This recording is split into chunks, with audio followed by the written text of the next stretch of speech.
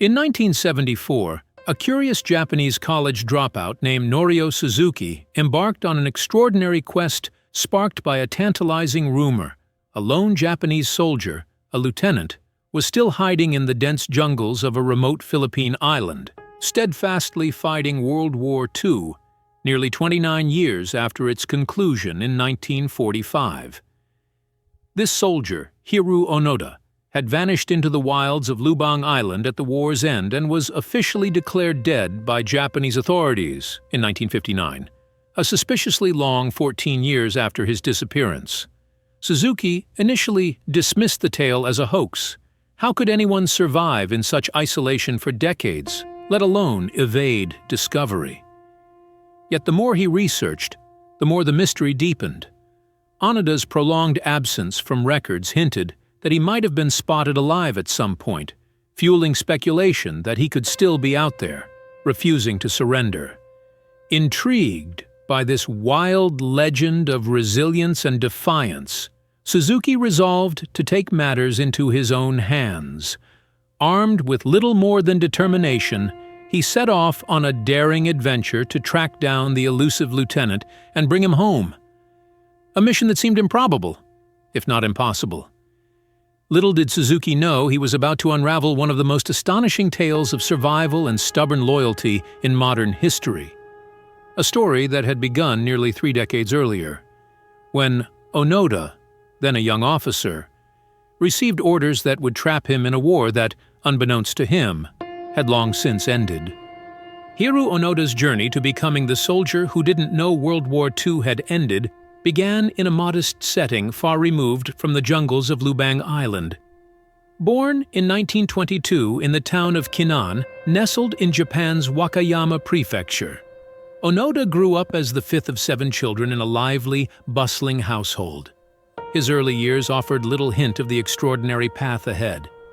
After finishing school, he pursued a career as a salesman for a Japanese trading company in China, a role that showcased his resourcefulness and adaptability.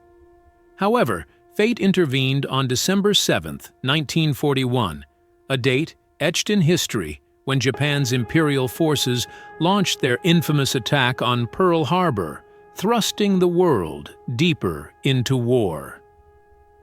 This catastrophic event reshaped Onoda's destiny as the United States declared war on Japan, igniting a fierce conflict between the two nations. By May 1942, Japan's war effort demanded every able-bodied man aged 17 to 40, and at just 20 years old, Onoda faced his army physical, passing with distinction.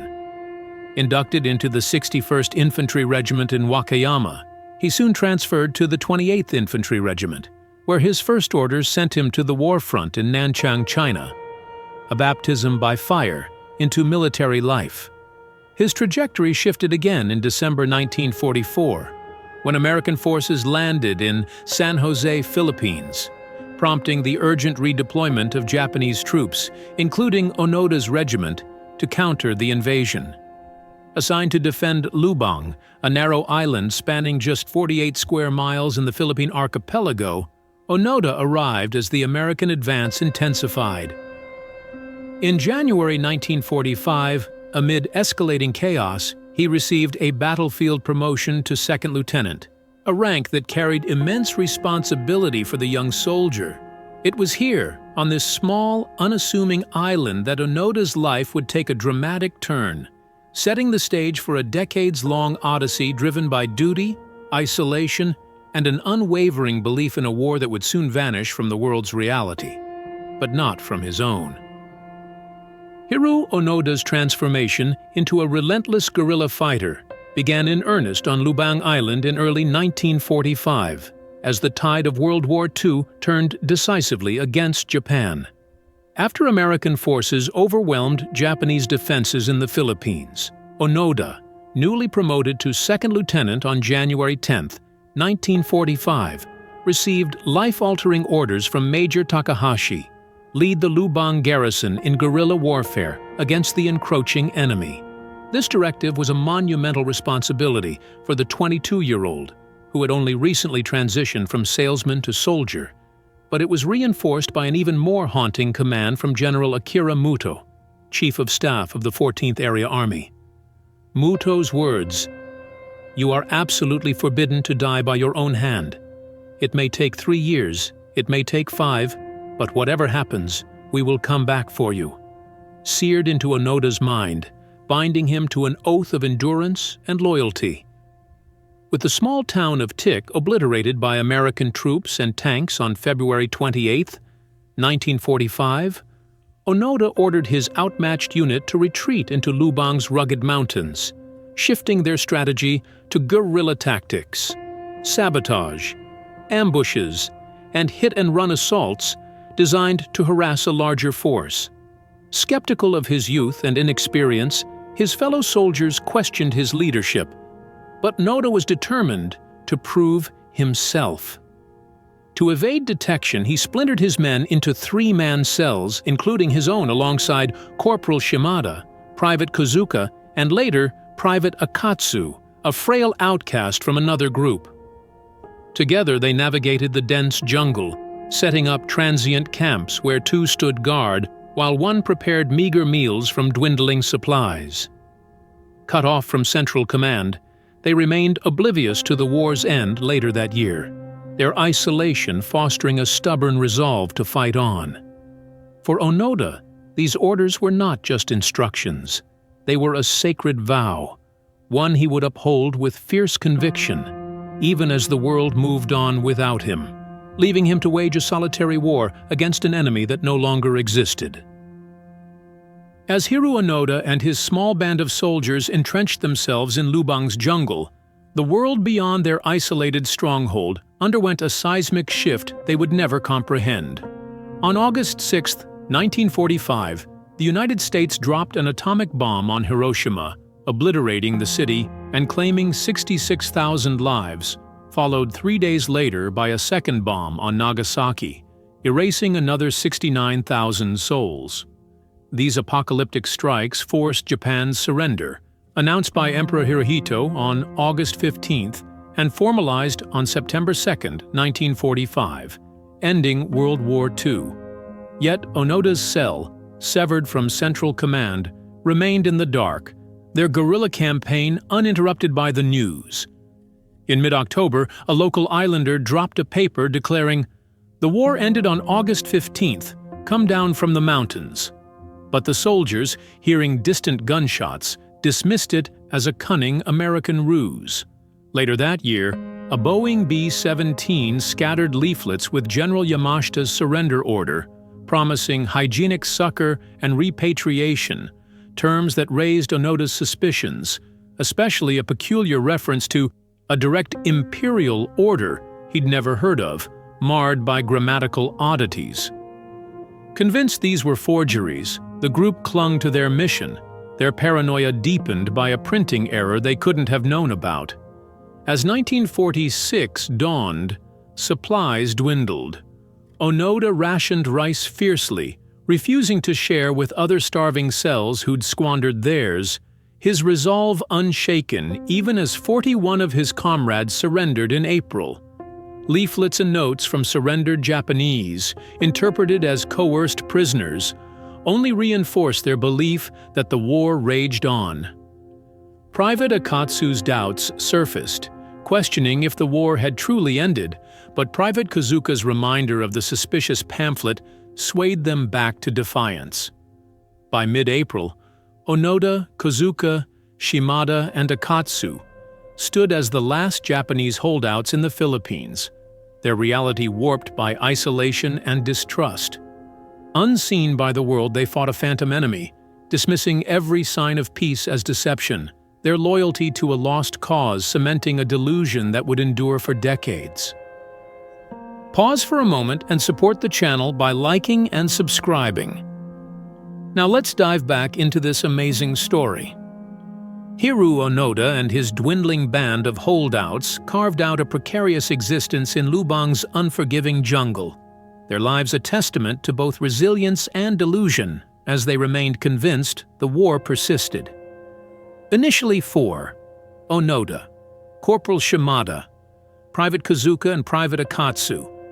They sustained themselves on a 3-month rice stash, meticulously rationed by Onoda's strict discipline, supplemented by theft and foraging.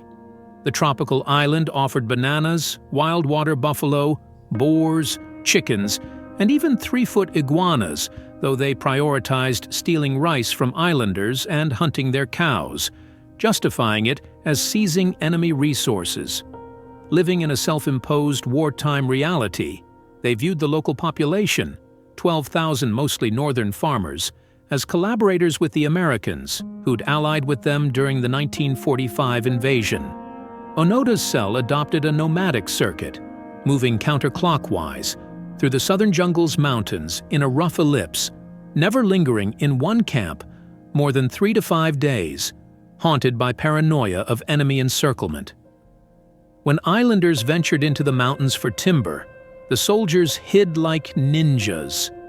But if spotted, they fired warning shots to protect their hideouts, escalating tensions. Their aggression extended to pilfering, snatching sacks of rice left hanging in trees and raiding homes for coffee and clothes, further alienating the locals, who dubbed them mountain devils. Private Akatsu, the youngest at 22, wavered first, vanishing into the jungle 3 times before disappearing for good in September 1949, only to surrender in March 1950 to Filipino troops, who greeted him as a friend. His departure, revealed via a leaflet 6 months later, didn't sway Onoda's trio. Instead, it fueled their paranoia, interpreting it as an enemy trap. Now 3. They intensified their vigilance, seeing islanders as spies and dismissing all evidence of peace, letters, photos, even a 1952 plea from Onoda's brother Toshio, as American hoaxes. Their uniforms rotted, patched with hemp and tent canvas, their weapons polished with palm oil against rust, yet their belief in Japan's fight endured, a fragile existence sustained by theft, scavenging, and an unshakable conviction in a war long lost to history. As years stretched into decades, Hiroo Onoda's solitary war on Lubang Island persisted through loss, paranoia, and an unrelenting grip on a reality that no longer existed. By 1953, his cell had shrunk to 3 after Private Akatsu's surrender. But tragedy struck again when Corporal Shimada was wounded by a fisherman's bullet in June, only to be accidentally killed a year later by a Philippine Army unit during training. Onoda and Private Kozuka, now a duo, saw Shimada's death not as an accident, but as proof of an encroaching enemy, their resolve hardened by revenge. Just 10 days later, a Philippine Air Force plane dropped leaflets and blared, "Onoda, Kozuka, the war has ended." Yet, enraged and skeptical, they dismissed it as another American ploy. Search efforts intensified. Loudspeakers, Japan's national anthem, and folk songs echoed through the jungle in 1959, alongside a 6-month mission featuring Onoda's brother Toshio's voice pleading, "Hero, come out." Remarkably, Onoda convinced himself it was a prisoner mimicking Toshio, and newspapers left behind, lacking mention of Japan's East Asia co-prosperity sphere, were deemed fakes, reinforcing his belief that Japan couldn't have lost. In 1965, a stolen transistor radio broadcast news of peace, space flights, and diplomacy, but they rejected it as propaganda. Their guerrilla tactics, dubbed fire raids, continued, torching islander rice piles as signals to a non-existent Japanese rescue. The breaking point came on October 19, 1972, when, during one such raid, Philippine police fired on them, killing Kozuka. Left alone, Onoda evaded yet another search party, doubting their newspapers for omitting Kozuka's cherished 1,000-stitch waistband. Family efforts persisted. 3 Japanese parties searched in 1973, leaving gifts he acknowledged with a thank you note, cementing his legend. Steeped in wartime propaganda that 100 million souls would die before surrender, Onoda clung to the notion that Japan's defeat was impossible his mind a fortress of denial. For 29 years, he patrolled in camouflage, a lone sentinel awaiting a rescue that would never come, his losses only deepening a delusion that defied overwhelming evidence of peace.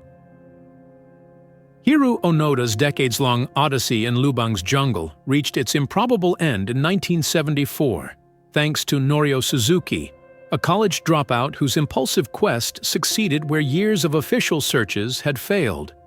By then, Onoda was alone, Private Kozuka's death in 1972, leaving him a solitary figure cloaked in camouflage and conviction.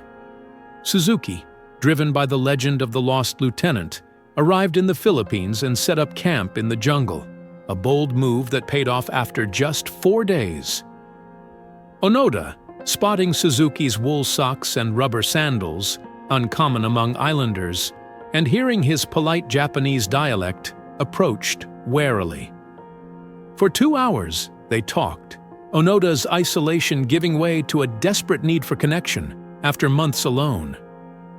Suzuki gently revealed the truth. Japan had lost the war in 1945 and had been at peace for nearly 29 years. Stunned, Onoda grappled with the revelation. His 10,000-day fight suddenly meaningless, yet he insisted on one condition, a direct order from his superior to stand down.